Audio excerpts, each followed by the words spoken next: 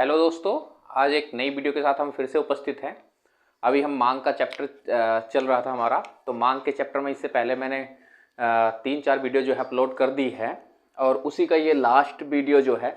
मैंने इससे पहले आप सबको वीडियो में बताया था कि कुछ टॉपिक ऐसे होंगे जो हम सेपरेट बना देंगे। वैसे तो मैंने इन टॉपिक्स को, ये जो 4 टॉपिक्स हैं, इन सबको मैंने थोड़ा थोड़ा जब हम मांग के निर्धारक तत्व पढ़ रहे थे तो उस टाइम मैंने इसको बताया था, पर उसी समय में मैंने ये कहा था कि इसमें एक अच्छा खासा क्वेश्चन भी बनता है और डायग्राम के साथ हम लास्ट में इसको जो है डिस्कस करेंगे, क्योंकि अगर हम उस टाइम इसको डिस्कस करते तो वीडियो बहुत ज़्यादा बड़ी हो जाती, शायद 1 घंटे की हो सकती थी। इसलिए उसको छोटा करने के लिए उस टाइम हमने इसको डायग्राम के साथ डिस्कस नहीं किया था। तो आज हम इसको सेपरेट वीडियो बनाकर जो है डायग्राम के साथ इसको हम क्या करेंगे, डिस्कस करेंगे। तो देखिए 4 टॉपिक लिया है मैंने: व्यक्तिगत मांग, बाजार मांग, उपभोक्ता की आय और संबंधित वस्तु। तो देखिए सबसे पहले हम देखते हैं व्यक्तिगत मांग क्या होता है। तो व्यक्तिगत मांग के डेफिनेशन वगैरह हम डिस्कस कर चुके थे, लेकिन फिर भी मैं बता देता हूं कि एक निश्चित कीमत पे एक निश्चित समय अवधि में जब एक व्यक्ति जो है जितनी मांग करता है उसको हम व्यक्तिगत मांग कहते हैं। क्या है? एक निश्चित कीमत पर एक निश्चित समय अवधि में जब हम कोई व्यक्ति, एक व्यक्ति जो है वो क्या करता है, किसी वस्तु की मात्रा की मांग करता है, तो हम उसको व्यक्तिगत मांग कहते हैं। ठीक है। अब आप सबको पता ही है कि भाई मांग का नियम आप सब पढ़ ही चुके हैं कि भाई प्राइस के साथ, कीमत के साथ क्या है, मांग का इनवर्स रिलेशन होता है, बिल्कुल उल्टा संबंध होता है। तो देखिए व्यक्तिगत मांग का डायग्राम, ये आपकी कीमत है किसी भी चीज की, मैंने इसको 1 2 3 4 5 ले लिया, और ये डिमांड है, क्वांटिटी डिमांड किसी भी वस्तु की हो सकती है, एक्स वस्तु, वाई वस्तु, आपकी मर्जी, आप कुछ भी रख सकते हैं। तो मैं इसको 50 40 30 20 10 ले रहा हूं। तो सिंपली क्या है कि एक कीमत पे 3 कीमत है तो वो 30 क्वांटिटी की डिमांड कर रहा है, 5 कीमत है तो 10 क्वांटिटी की डिमांड कर रहा है, 1 कीमत है तो 50 क्वांटिटी की डिमांड कर रहा है। ये एक व्यक्ति की डिमांड है। मैं डेफिनेशन नहीं लिख रहा हूं क्योंकि इससे पहले हम डिस्कस कर चुके हैं और अभी मैंने बोल भी दिया है। ठीक है, क्योंकि फिर से वही वीडियो बहुत बड़ी हो जाएगी। तो देखिए व्यक्तिगत मांग का डायग्राम कैसे बनता है, बिल्कुल उसी तरह से बनता है जैसे मांग के नियम में हमने डायग्राम बनाया था व्यक्तिगत में। तो यहां पर मैं कीमत ले लेता हूं, 1 2 3 4 5, 1 2 3 4 5, 1 2 3 4 5। यहाँ मैंने वस्तु की मात्रा ले ली है 10 20 30 40 50। ठीक है। अब देखिए डायग्राम कैसे बनेगा। सिंपली जब 1 है कीमत किसी वस्तु की तो मांग वो 50 कर रहा है, 2 है तो 40 कर रहा है, 3 है तो 30 कर रहा है, 4 है तो 20 कर रहा है, और 5 है तो 10 कर रहा है। तो ये डाउनवर्ड स्लोपिंग होता है, मीन्स नीचे की ओर ढालू होता है। तो बिल्कुल सिंपल है, ये आपका व्यक्तिगत मांग था।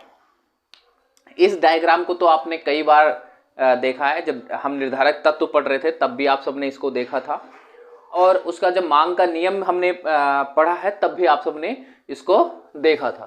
तो सिंपली फिर से मैं डेफिनेशन एक बार बता देता हूं कि व्यक्तिगत मांग क्या होता है। एक निश्चित कीमत पे एक निश्चित समय अवधि के अंदर जब एक व्यक्ति किसी वस्तु की जितनी मात्रा का मांग करता है वो क्या है, व्यक्तिगत मांग है। मैं इसको इसलिए नहीं लिख रहा हूं क्योंकि फिर से वही वीडियो बहुत ज्यादा बड़ी हो जाएगी। तो अब हम व्यक्तिगत मांग टॉपिक कर चुके हैं, जरा देख लेते हैं बाजार मांग। अब देखिए बाजार मांग में कोई स्पेशल कॉन्सेप्ट नहीं है, डेफिनेशन तकरीबन वही है, बट फर्क ये है कि वहां पर एक व्यक्ति डिमांड कर रहा था। व्यक्तिगत मतलब क्या होता है, एक पर्सन, तो एक पर्सन डिमांड कर रहा था। यहाँ जितने लोग होंगे एक अर्थव्यवस्था में, उतने लोगों के द्वारा जो मांग की जाती है किसी वस्तु की, जितनी मात्रा की मांग की जाती है, हम उसको बाजार मांग कहते हैं। तो हमने माना कि भाई एक बाजार या एक अर्थव्यवस्था है, अर्थव्यवस्था, एक अर्थव्यवस्था में 2 व्यक्ति हैं, ए और बी। हम ये मान लेते हैं ए और बी, आप ए बी सी 3 4 5 जितने भी ले सकते हैं, लेकिन ज्यादा अच्छा ये होता है कि आप 1 या 2 में निपटा दें, 1 में नहीं सॉरी 2 या 3 में निपटा दें, क्योंकि जितने ज्यादा लोगों को लोगे उतना बड़ा डायग्राम बनेगा आपका, उतने ज्यादा आपको शेड्यूल बनाना होगा, तो एग्जाम के टाइम ये टाइम बहुत ज्यादा ले लेगा। तो आप अर्थव्यवस्था में कोशिश करना कि 2 ही जनों को लेना, ए और बी। आपने माना है कि अर्थव्यवस्था में 2 ही जने हैं, ठीक है। अब डेफिनेशन क्या कहता है कि एक निश्चित कीमत में एक निश्चित समय अवधि में जितनी उपभोक्ता अर्थव्यवस्था में उपलब्ध हैं उनकी कुल मांग को हम क्या कहते हैं, बाजार मांग कहते हैं। जितने भी वो मात्रा खरीदते हैं, ठीक है, उसी को हम बाजार मांग कहते हैं। अब क्योंकि हमने अर्थव्यवस्था में दो ही जनों को माना है, ए और बी, तो सीधी सी बात है हमारी अर्थव्यवस्था में दो ही जने हैं, ए बी, तो हम उसके लिए दो ही शेड्यूल बनाएंगे। ठीक, अब देखिए फिर से वही चीज है, मैं यहां पर प्राइस ले लेता हूं, ये P 1 2 3 4 5, ठीक है, ये होगी प्राइस। अब ना जो एक ए व्यक्ति है, ए का क्वांटिटी, ए जो है वही मैंने जो पीछे बनाया था उसी को ले लेता हूं, 50 40 30 20 और 10। उसके बाद जो बी व्यक्ति है, बी को देखो, बी की एक क्वांटिटी लेता हूं, बी की क्वांटिटी। अब मान लीजिए जो बी व्यक्ति है उस पे जो परचेजिंग एबिलिटी है या किसी चीज को खरीदने की क्षमता ज्यादा है, मतलब कि सीधी सी बात है उसमें पैसे ज्यादा हैं, तो वो इस कीमत पे और ज्यादा चीजें ले सकता है। अगर कम होंगी तो कम ले सकता है। तो मान लीजिए इसकी क्षमता ज्यादा है, तो इसने जहां 1 रुपए की कीमत पे ए ने 50 ली थी, इसने 60 ले लिया, ये 50 ले लिया, ये 40, ये 30 और ये 20। ठीक है, अब डेफिनेशन में क्या कहा गया कि टोटल डिमांड, जितनी भी ए और बी मांग करेंगे उसके कुल कर दो, आप टोटल कर दो, तो ये बाजार मांग बन जाएगा। तो मैंने इसका टोटल कर दिया, ये हो गया 110, ये हो गया 90, ये हो गया 70, ये हो गया 50 और ये हो गया 30। ठीक है, तो ये आपका बाजार मांग हो गया। ऊपर लिख देता हूं market demand, MD, market demand. ठीक है, तो ये हो गया आपका बाजार मांग। सिंपल है बिल्कुल। अब मैं इसको थोड़ा इरेज कर रहा हूं क्योंकि मुझे डायग्राम बनाना है, तो इसलिए इसको इरेज करना पड़ेगा। तो मैं इसको इरेज कर रहा हूं, इस साइड ही बनाएंगे। अब देखिए सिंपली डायग्राम, ये एक ही डायग्राम पे हम बना रहे हैं। अब अलग अलग लोगों की अलग अलग बुक हो सकती है, जिसके पास संदीप गर्ग होगा वो एक ही डायग्राम में देखेंगे, जिसके बाद TR जैन होगा उन्होंने सेपरेट 3 डायग्राम बना रखा है, सचदेवा होगा किसी पे तो वो भी एक ही डायग्राम में। तो मैं एक ही डायग्राम में इसलिए बना रहा हूँ क्योंकि बोर्ड भी छोटा है, बहुत ज़्यादा बड़ा नहीं है, स्पेस इतने ज़्यादा है नहीं कि हम अलग अलग 3-4 डायग्राम बनाएं। आप एक बनाएंगे तो भी जो है ठीक रहेगा। वैसे भी कई बार एग्जाम में आता है कि आप एक ही डायग्राम में उसको शो करें, कभी भी ऐसे नहीं आता 3-4 डायग्राम में बनाएं। ये क्वेश्चन आ जाता है कि एक ही डायग्राम में उसको शो करें, और अगर नहीं आता है लिखा हुआ तो आपकी मर्जी, आप एक में बनाए 3 में बनाए, ठीक है, वो आपकी मर्जी होती है। तो वही मैं नीचे 1 2 3 4 5 6 7 8 9 10 11 पॉइंट ले लेता हूँ क्योंकि 10-10 का गैप लेना है। 20 30 40 50 60 70 80 90 100 110, और यहाँ पर कीमत वही 1 2 3 4 5, 1 2 3 4 5। यहाँ पर मैंने लिख दिया मात्रा और यहाँ पर मैंने लिखा कीमत। ठीक है, अब देखिए एक एक करके प्लॉट करते हैं। सबसे पहले हम ए की क्वांटिटी प्लॉट करेंगे। तो ए की कितनी है भाई, जब कीमत 1 रुपए है तो ए डिमांड करता है 50 की। ठीक है, 2 होते ही 40 हो जाती है, 3 होते ही 30 हो जाती है, और 4 होते ही 20 हो जाती है, और 5 होते ही जो है 10 हो जाती है। तो ये हो गया ए की डिमांड। इन सारे पॉइंट को आप जोड़ दीजिए, क्वांटिटी ए। ठीक है, नाउ बी की बात करते हैं। इस पे ये 60 लेता है, और 2 पे ये 50 लेता है, 3 जब उसकी कीमत 3 होती है तो ये 40 लेता है, और जब कीमत 4 होती है तो ये 30 लेता है, और ये 20 लेता है। तो ये हो गया आपका बी की क्वांटिटी। ठीक है, अब बात करते हैं बाजार मांग की। बाजार क्या है, टोटल है, उसको रेड कलर से शो करते हैं। देखिए जब कीमत 1 है तो बाजार में कितनी डिमांड है, 110। ये एक कीमत पे 110। कीमत 2 है तो 90, ये 90 गया और ये 2 के पास।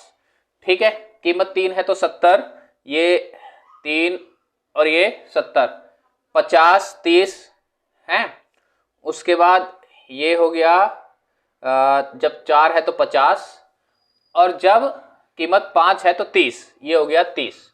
ठीक है, तो ये आप सारे पॉइंट जोड़ दीजिए, आपका हो गया बाजार मांग, मार्केट डिमांड। तो ये आपका डायग्राम हो गया बाजार मांग का। डेफिनेशन मैंने पहले भी डिस्कस कर रखी है, पहली वीडियो में ही डिस्कस कर रखी है जब निर्धारक तत्व तो हम पढ़ रहे थे। ठीक है, यहाँ पर डायग्राम मैंने सिर्फ बनाया है। ठीक, तो ये 2 टॉपिक आपके यहाँ पर कंप्लीट होते हैं। अब हम देखेंगे कि उपभोक्ता के आय का जो है वो मांग पे क्या फर्क डालता है। वैसे इसको भी हमने डिस्कस कर रखा है, पर अब डायग्राम के साथ देखेंगे कि उपभोक्ता के आय का क्या है, क्या फर्क होता है किस पे आपके। जो आप इसको लिख लीजिए, मैं थोड़ा साइड हो जाता हूं। ठीक है, उपभोक्ता के आय का जो है मांग पे क्या फर्क पड़ता है। तो चलिए स्टार्ट करेंगे उपभोक्ता के आय का।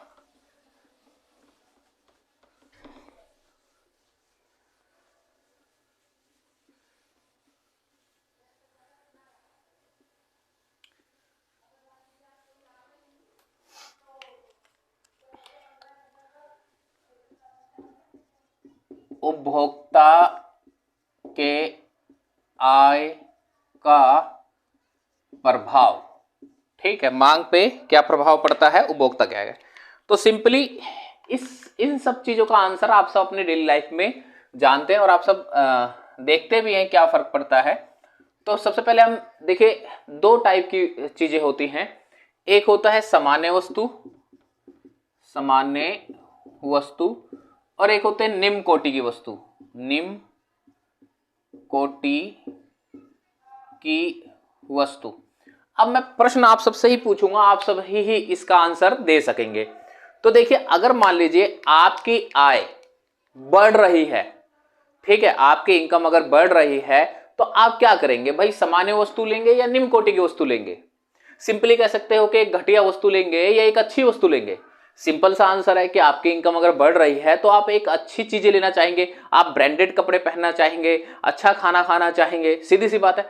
तो अगर उपभोक्ता की आय बढ़ती है तो सामान्य वस्तु की जो डिमांड होती है वो बढ़ जाती है। तो वाई मतलब यहां पर आय से, तो उपभोक्ता की आय बढ़ेगी तो सामान्य वस्तु की डिमांड बढ़ जाएगी, और उपभोक्ता की आय कम होगी तो सामान्य वस्तु की डिमांड भी कम हो जाएगी। क्यों? क्योंकि इससे पहले मैंने जब डिमांड का डेफिनेशन पढ़ाया था तो आप सबको मैंने एक एबिलिटी वर्ड, योग्यता बताई थी, मतलब पैसा। जब सामान्य वस्तु के लिए उसके पास पैसे ही नहीं रहेंगे तो उसकी डिमांड कहां से करेगा, सीधी सी बात है। तो ये सामान्य वस्तु के साथ हो गया। अब बात करते हैं निम्न कोटि की वस्तु के साथ, कि भाई जब उपभोक्ता की आय बढ़ती है, तो निम्न कोटि की क्या होती है, डिमांड कम हो जाती है। आपकी इनकम बढ़ेगी तो सीधी सी बात है आप कोई अच्छी चीज लेना चाहेंगे, कोई घटिया वस्तु थोड़ा लेना चाहेंगे, है। और उपभोक्ता की आय कम होती है तो निम्न कोटि की वस्तुओं की डिमांड बढ़ जाती है। अब यहां पर देखिए मैंने एरो शो कर रखे हैं, ठीक है। तो मतलब कि उपभोक्ता के आय के साथ सामान्य वस्तुओं का धनात्मक संबंध होता है। अभी हम डिस्कस करेंगे क्वेश्चन भी कैसे आता है। तो उपभोक्ता के आय के साथ सामान्य वस्तु का धनात्मक संबंध होता है, मतलब अगर उपभोक्ता की आय बढ़ेगी तो उसकी डिमांड भी बढ़ेगी, आय कम होगी तो डिमांड भी कम होगी। और यहां देखिए उल्टा जा रहा है कि एक चीज बढ़ रही है तो दूसरी घट रही है, यहां घट रही है तो बढ़ रही है। तो निम्न कोटि की वस्तु के साथ उपभोक्ता के आय का संबंध ऋणात्मक होता है, मतलब अगर आय बढ़ती है तो उसको कम करते हैं और आय कम होती है तो उसको ज्यादा परचेज करते हैं, ठीक है।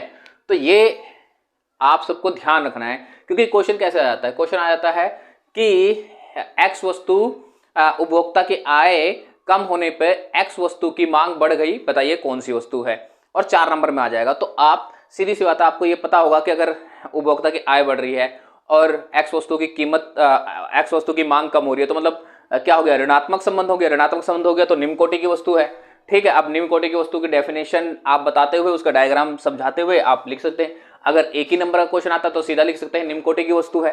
तो इस टाइप से क्वेश्चन आते हैं, डायरेक्ट क्वेश्चन नहीं आते हैं। ये इकोनॉमिक्स है, यहाँ थोड़ा सा आप को इस पे अपने मेंटल एबिलिटी पे, आप आपके दिमाग पे थोड़ा जोर डाला जाता है, ठीक है। तो इस तरह से जो है क्वेश्चन आते हैं।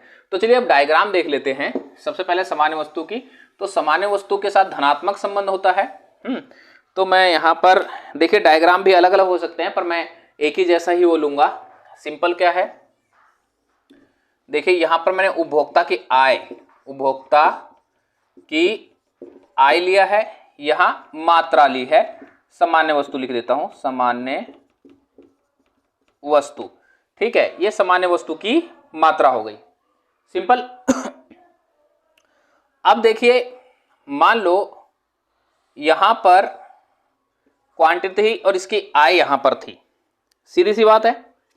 ठीक है, अब उपभोक्ता की आय जो है वो बढ़ गई, ये बढ़ गई, तो सामान्य वस्तु की मांग भी बढ़ जाएगी, क्वांटिटी 1 हो गया। उपभोक्ता की आय बढ़ गई, y से y1 हो गया, तो सामान्य वस्तु की मांग भी बढ़ गई, देखिए। ठीक है, और अब अगर उपभोक्ता की आय कम हो गई तो सामान्य वस्तु की मांग भी क्या हो जाएगी, कम हो जाएगी, y2 हो गई। उपभोक्ता की जो आय है y से y2 हो गई, तो सामान्य वस्तु q से q2 हो गया। ठीक है, तो धनात्मक संबंध हो गया, इसी को हम सामान्य वस्तु के साथ उपभोक्ता की आय कहते हैं, आय का संबंध कहते हैं। ठीक, बिल्कुल सिंपल डायग्राम था। मैंने हमेशा बताया है कि जब पॉजिटिव रिलेशन होता है किसी चीज के साथ तो हमेशा डायग्राम अपवर्ड जाता है, ऊपर की ओर जाता है, और नेगेटिव रिलेशन होता है तो डायग्राम कहां जाता है, डाउनवर्ड जाता है। देखिए यहां पर इस वाले डायग्राम को देखिए,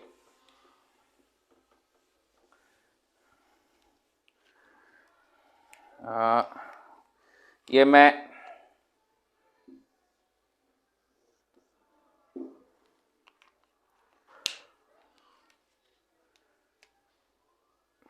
फिर से वही है कि मान लीजिए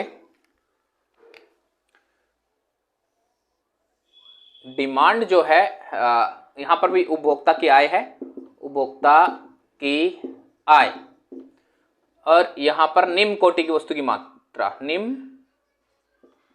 कोटि की वस्तु की मात्रा। तो अभी यहां Q और Y यहां पर डिमांड हो रहा है, सिंपल। अब उपभोक्ता की आय जो है वो बढ़ जाती है, Y से Y1 हो जाती है, तो क्या होगा, निम्न कोटि की वस्तुओं की मांग क्या हो जाएगी, कम हो जाएगी, तो ये Q से Q1 हो गया। ठीक है, और यदि उपभोक्ता की आय जो है वो बढ़ जाती है, सॉरी घट जाती है, बढ़ा तो हमने बना लिया, घट जाती है, Y से Y2 हो गया, तो ये देखिए घटते ही इसकी डिमांड बढ़ गई, ये यहां से यहां चला गया, ये यहां से यहां। ठीक है, तो यहां पर जो डायग्राम बनता है वो डाउनवर्ड स्लोपिंग, मतलब कि नीचे की ओर ढालू बनता है, क्योंकि संबंध कैसा है, ऋणात्मक है, अपोजिट संबंध है। ठीक है, तो बिल्कुल सिंपल है, आई होप आप सब समझ गए होंगे। मैंने ये भी बता दिया क्वेश्चन किस प्रकार से आता है। ये हो सकता है कि क्वेश्चन आ जाएगा कि भाई एक उपभोक्ता की आय बढ़ने पे Y वस्तु की मांग बढ़ गई और X वस्तु की मांग कम हो गई, वस्तु के बारे में बताएं या वस्तुओं का संबंध बताएं। तो जिसकी मांग कम हो गई है आय बढ़ने से वो निम्न कोटि की वस्तु है, और जिसकी मांग बढ़ गई है वो सामान्य वस्तु है। अच्छा, बड़े मार्क्स में आता है तो आपको ज्यादा नंबर में आएगा, तो आप सबको डायग्राम से समझाना है। अगर 1 नंबर या 2 नंबर में आता है तो आपको सिर्फ सिंपली बता देना निम्न कोटि की वस्तु क्या होती है और सामान्य वस्तु क्या होती है, उनके साथ आय का क्या संबंध है। बिल्कुल सिंपल है। चलिए लास्ट टॉपिक रह गया आज का, देन इसके बाद ये चैप्टर भी खत्म हो जाएगा। संबंधित वस्तुओं का ये भी मैंने आगे डिस्कस, मतलब पीछे वीडियो में डिस्कस कर रखा था, बट आज डायग्राम के साथ फिर से देख लेते हैं। जो मुझे लग रहा है टॉपिक ऐसे घुमा फिरा कर आ जाता है।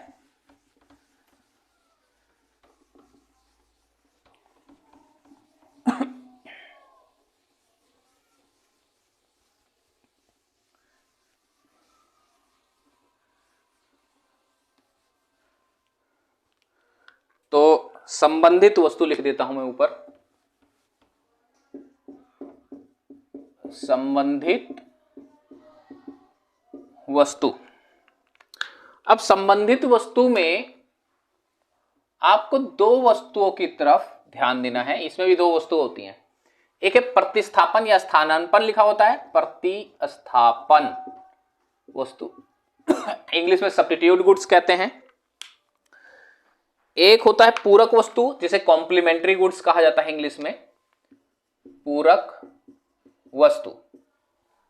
सबसे पहले इनके बारे में समझिए होते कौन से हैं, क्या है। ठीक है, प्रतिस्थापन या सब्स्टिट्यूट, सब्स्टिट्यूट का मतलब क्या होता है, एक के बदले दूसरा, मतलब रिप्लेस ईच अदर, एक के बदले जो दूसरा इस्तेमाल किया जा सकता है उसको सब्स्टिट्यूट कहते हैं। ठीक है, मतलब एक वस्तु की जगह दूसरी ले ले, अगर वो नहीं मिली तो हम इससे काम चला लेंगे। फॉर एग्जाम्पल हम कई बार जाते हैं रेस्टोरेंट में जाते हैं, हमने कहा भाई हमें स्प्राइट पीना है, कोल्ड ड्रिंक मंगाई, उसने कहा भैया स्प्राइट नहीं है, तो आप क्या कहेंगे, चलो ठीक है डीयू दे दीजिए या कोई और अदर कोल्ड ड्रिंक जो आप उसके बदले प्रेफर करते हैं, तो वो सब्स्टिट्यूट होता है कि उसने उसको सब्स्टिट्यूट कर लिया। अब फॉर एग्जाम्पल एक और एग्जाम्पल आप ले सकते हो कि आप चाय पीना चाहते हैं।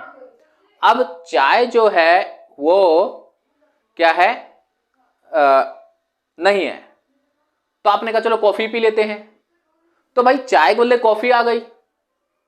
ठीक है, तो ये सब्स्टिट्यूट हो गया। वहीं पे पूरक वस्तु कौन से होते हैं, जो एक दूसरे को पूरा करते हैं, मतलब एक वस्तु अगर कम हो गई तो दूसरे का अस्तित्व ही नहीं है, उसे पूरक वस्तु कहते हैं। जैसे मान लीजिए पेन और रिफिल, भाई इसकी इंक नहीं होगी तो इसका क्या काम रहेगा, कोई काम नहीं रह जाएगा। जैसे सुई और धागा लगा लीजिए, भाई सुई सुई से थोड़ी ना सिलाई होगी, धागा तो चाहिए चाहिए ना, और धागा अगर है तो सुई नहीं है तो भी बात नहीं बनेगी। ठीक है, कार पेट्रोल ले लीजिए, भाई पेट्रोल है तो कार चल रही है। ठीक है, तो ये एक दूसरे के पूरक वस्तु हैं जो एक दूसरे को पूरा करते हैं। अब इनका संबंध कैसे होता है, देखिए मान लीजिए ये टी है, टी के प्राइस की बात करेंगे हम, और कॉफी के डिमांड की बात करेंगे। अब देखो अगर टी की प्राइस इंक्रीज कर रही है तो क्या होगा, लोग चाय पीना छोड़ देंगे, कम कर देंगे, आ जाएंगे कॉफी पे, कॉफी की डिमांड बढ़ जाएगी। और अगर टी की प्राइस मतलब चाय की प्राइस कम हो रही है तो बहुत से लोग उपभोक्ता जो हैं कॉफी को छोड़ के क्या कर देंगे, टी पे आ जाएंगे, इसलिए कॉफी की डिमांड जो है वो कम हो जाएगी। तो यहां पर देखिए पॉजिटिव रिलेशन है, जैसे हमने पिछले टॉपिक में देखा, तो भाई प्राइस बढ़ रही है तो डिमांड बढ़ रही है, और प्राइस कम हो रही है तो डिमांड कम हो रही है, तो पॉजिटिव रिलेशन है। पूरक वस्तु में देखिए मान लीजिए पेट्रोल की प्राइस है, पेट्रोल प्राइस पीपी, और कार की डिमांड है, सीधी सी बात है, अगर पेट्रोल की प्राइस इंक्रीज हो रही है तो कार की डिमांड क्या हो जाएगी, डिक्रीज हो जाएगी। लोग कार को लेना कम कर देंगे, भाई सरकारी व्हीकल यूज करेंगे, है ना। और अगर डिमांड पेट्रोल की कीमत जो है कम हो गई तो डिमांड बढ़ जाएगी, लोगों को अपने व्हीकल में ज़्यादा सहूलियत महसूस होगा, ज़्यादा आराम, वैसे तो हमेशा ही होता है, ज़्यादा आरामदायक रहेगा, तो लोग क्या करेंगे, इसकी डिमांड, जैसे पेट्रोल की कीमत होगी डिमांड क्या हो जाएगी, बढ़ जाएगी। अच्छा, ये उन लोगों के लिए होता है काल पेट्रोल के लिए जो डेली यूज करते हैं, भाई जिन्होंने गाड़ी खरीद के अपने घर में रख ली है और 6 महीने में 1 साल में निकाल रहे हैं कहीं जाने के लिए, तो उन्हें फर्क नहीं पड़ता है कि पेट्रोल की जो है कीमत बढ़ गई है कम हो गई, एक आधी बार तो लोग झेल ही लेते हैं, है ना। तो डेली यूज वालों के लिए बड़ी ज़्यादा दिक्कत होती है इससे। वैसे भी आप देखोगे तो लोग आजकल जो गवर्नमेंट ट्रांसपोर्ट है उसको ज़्यादा यूज कर रहे हैं, सरकारी व्हीकल को ज़्यादा यूज कर रहे हैं, मेट्रो में ज़्यादा जाते हैं, अपने घर से गाड़ियाँ लेकर आएंगे, मोटरसाइकिल लेकर आएंगे, और क्या करेंगे, पार्किंग में खड़ा कर देंगे और मेट्रो यूज़ करेंगे। इसके कई सारे कारण भी हैं, क्योंकि हम दिल्ली जैसे शहर में मैं रहता हूँ, वहाँ पर इतनी ज़्यादा ट्रैफिक भी है। ठीक है, तो मेट्रो जो है जहाँ 1 घंटे में पहुँचाएगी गाड़ी, वहाँ 2.5 घंटे ले लेगी। एक कारण ये भी है। दूसरी बात, मेट्रो सस्ता पड़ता है, पेट्रोल की कीमत बढ़ती ही जा रही है। ठीक है, तो मेट्रो सस्ता भी पड़ता है। तो कई सारे कारण हो सकते हैं इसमें, सिर्फ मैं ये नहीं कहूँगा कि सिर्फ यही जो है प्राइस ही जो सिर्फ इफेक्ट करता है, टाइम भी एक बहुत ज़्यादा मायने रखता है, लोगों को अपना टाइम बचाना जो है जरूरी है। तो प्रतिस्थापन वस्तु के साथ क्या है, धनात्मक संबंध और पूरक वस्तु के साथ ऋणात्मक संबंध। ठीक, तो चलिए इसको डायग्राम के साथ देख लेते हैं।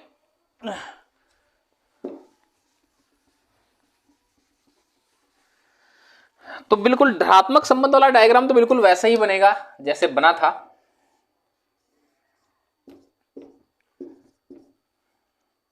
यहां पर मैं ले रहा हूं चाय की कीमत, चाय की कीमत, ठीक है। यहां कॉफी की मांग, ठीक है, कॉफी की मांग। अब देखिए, मान लीजिए सामान्य रूप से ये कॉफी की मांग थी और ये चाय की कीमत थी, सिंपल।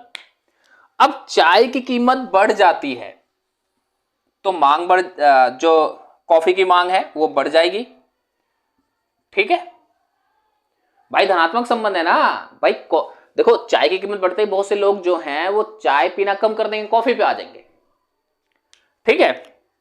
अच्छा, अगर कम हो जाती है तो लोग इस पे ही आ जाएंगे, ठीक है। तो क्या हो गया, ये धनात्मक संबंध हो गया कॉफी और चाय के साथ, ठीक है। अब जरा इसको देख लेते हैं, पूरक वस्तु को, ठीक है। पूरक वस्तु के साथ, क्योंकि ऋणात्मक संबंध तो बिल्कुल वैसे डायग्राम बनेगा जो हमने पिछले टॉपिक में बनाया था। बिल्कुल ध्यान से सुनना। ये मान लीजिए कार की मांग, कार की मांग और पेट्रोल की कीमत लिख दी, पेट्रोल